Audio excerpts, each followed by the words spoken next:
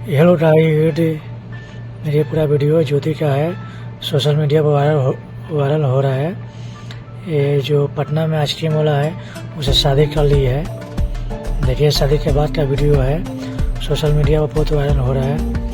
वही है कुल्फी वाला जो आइसक्रीम वाला बेचता है, पटना में है। उसी लड़के से शादी कर रही है ज्योति डांसर। देखिए यही ज्योति है, ये क्या मजाक कर रही है, वही लड़का है, मुझे शादी कर ली है। तो ज़्यादा से ज़्यादा वीडियो शेयर करिएगा।